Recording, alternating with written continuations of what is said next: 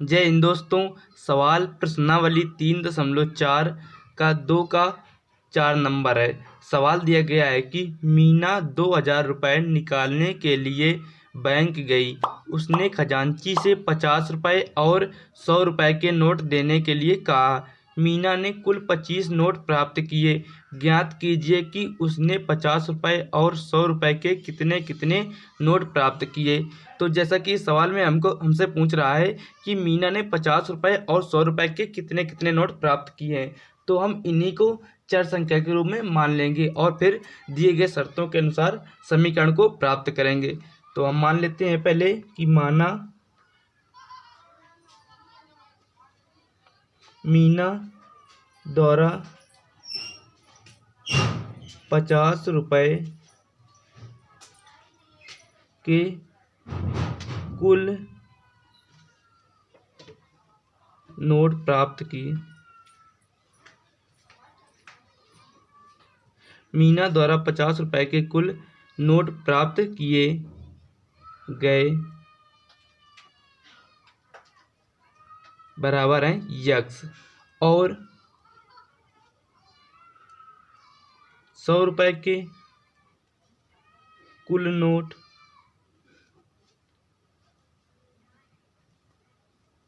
बराबर वाई।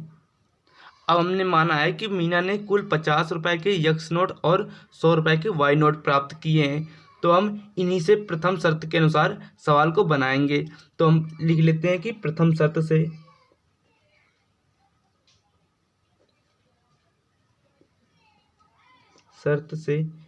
देखिए, सवाल में हमको प्रथम शर्त दी गई है कि मीना ने कुल जो है 2000 रुपये निकालने के लिए बैंक गई, यानी उसने 2000 रुपये निकाले हैं। तो 2000 रुपये में उसने 50 के और 100 के नोट निकाले होंगे। तो 50 के नोट है जो 50 के नोट जो है वो यक्स है, तो हम यक्स से गुणा कर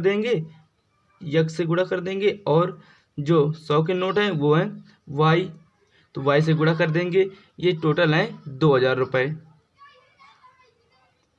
तो इनको हम लिखेंगे 50 यक्स प्लस 100 वाई बराबर 2000 रुपये। ये 50 से कट जाएंगे, ये भी कट जाएगा और ये भी। तो 50 एकम 50 प्लस 50 दून 100 और बराबर 50 40 बार जाएगा, ये 0 से 0 कट जाएगा और 5 चौको 20, तो 40 बार गया। ये हमारा समीकरण फर्स्ट हमको प्राप्त हो गया। तो हमने प्रथम शर्त से समीकरण प्रथम को यानी पहली को प्राप्त कर लिया है। अब हम द्वितीय शर्त से दूसरे समीकरण को भी प्राप्त कर लेंगे। द्वितीय शर्त से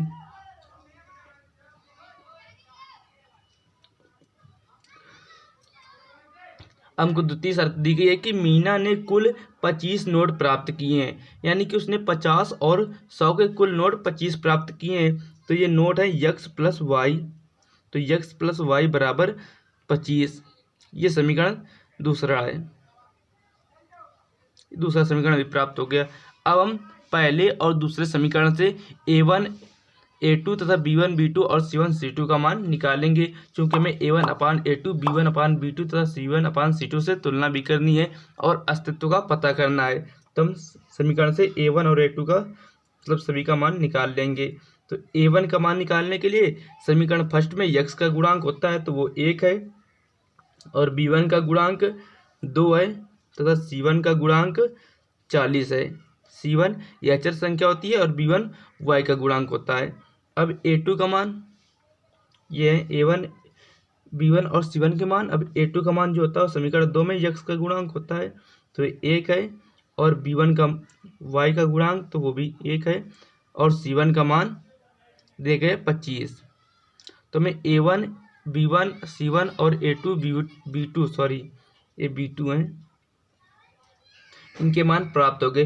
अब हम जो सूत्र होता है उससे तुलना कराएंगे। तो A1 अपान A2 बराबर B1 अपान B2 बराबर C1 अपान C2 से तुलना करने पर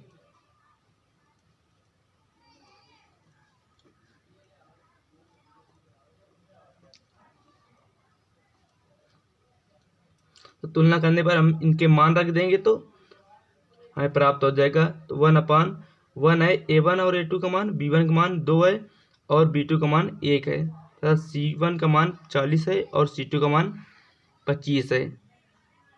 जो 1/1 बराबर 2/1 के बराबर नहीं है, डज नॉट इक्वल है। तो इसका जो सूत्र के अनुसार जो हमको हल मिला है वो इस प्रकार से मिला है, A1/A2 does not equal B1/B2। जब हमें इस प्रकार का हल मिलता है तो इसका मतलब होता है अद्वितीय हल, एक अद्वितीय हल, एक अद्वितीय हल हमको प्राप्त हो गया है। इसका मतलब है कि समीकरण जो दिए गए हैं सवाल का अस्तित्व है। अब जब अस्तित्व है तो हम इन समीकरणों से नोटों की संख्या प्राप्त कर लेंगे। तो आइए अब हम समीकरण से नोटों की संख्या को प्राप्त करते हैं। हमको जो दिया गया है x + 2y = 40, ये हमारा समीकरण फर्स्ट है, और x + y = 25, ये समीकरण सेकंड है। तो हम समीकरण फर्स्ट में समीकरण सेकंड को घटा देंगे। तो घटाने के लिए इनके चिन्ह बदल जाती हैं, तो हम इनके चिन्ह बदल देंगे तो ये घट जाएगा, और इधर लिख देंगे घटाने पर इसको हम कोष्टक में लिख देंगे, क्योंकि इससे पता चल जाएगा कि हमने यहाँ पर घटाया है। जब घटाया तो यक्स से यक्स घट जाएगा तो ये कैंसिल हो जाएगा, और 2y में 1y घट जाएगा तो यहाँ सिंगल y बचेगा, बराबर 40 में 25 घटेंगे तो बच जाएंगे 15। तो ये 15 बच गए, यानी y का मान जो है वो 15 है। अब इस y के मान को हम समीकरण फर्स्ट में रख देंगे तो यक्स का मान भी निकल आएगा। तो हम इसे नोट कर लेते हैं कि y का मान समीकरण फर्स्ट में रखने पर, समीकरण फर्स्ट है x + 2y, तो x + 2y, तो 2 × y का मान है 15 बराबर है 40। तो x + 15 दूनी 30 बराबर 40। x को इधर रोक लेंगे और 30 को इधर प्लस किया तो माइनस का आ जाएगा, माइनस के 30। तो x का मान निकल कर आ जाएगा 10। यानी जो हमने 50 के नोट है, 50 के नोटों की संख्या 10 है, और 100 की जो संख्या है, नोटों की संख्या वो है 15। तो इसको हम लिख लेते हैं, लिख लेंगे कि 50 रुपए के नोटों की कुल संख्या बराबर 10, और 100 रुपए के नोटों की कुल संख्या बराबर 15 निकल कर आई है।